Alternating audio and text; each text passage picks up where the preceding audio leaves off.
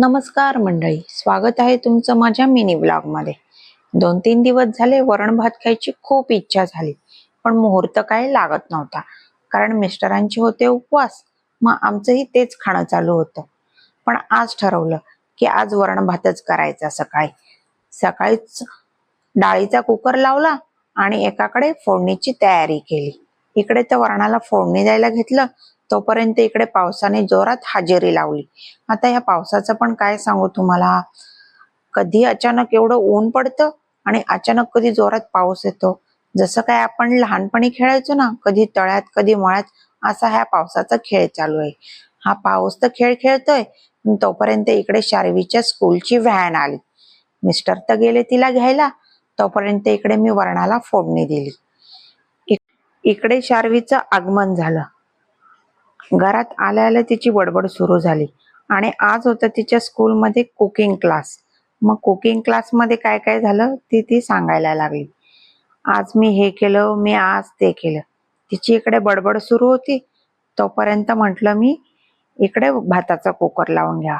एकाकडे मी भात लावून घेतला आणि इकडे एकाकडे वरण होत होतं।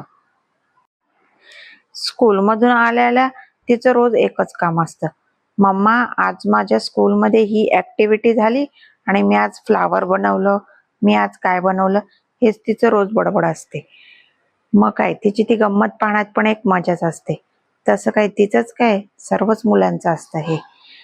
रोजचाच दिनक्रम असतो की आज माझ्या स्कूलमध्ये काय झालं आणि सर्वच मुलं सांगत असतात। आपल्या वेळेस असं काहीच ऍक्टिव्हिटी नव्हती, हो की नाही? पण आजकालचं मुलांना किती शिकायला भेटतं, हो की नाही? आणि आज स्कूलमध्ये कोणीतरी टिफिन मध्ये अष्टमीचं दिलं होतं, पुरी भाजी शिरा आणि चॉकलेट। शार्वी तर खूपच खुश झाली, कारण की तिला चॉकलेट मिळालं होतं। तिला बाकीचं काही नाही, पण चॉकलेट मिळालं यातच आनंद होता।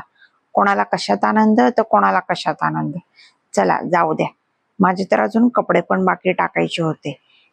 कपडे टाकायला घेतले, तोपर्यंत इकडे मस्त कुकरही झाला। भूक तर खूप लागली होती, पटकन शार्वीला जेवायला वाढलं। मस्त गरमागरम वरण भात आणि त्याच्यावर साजूक तूप।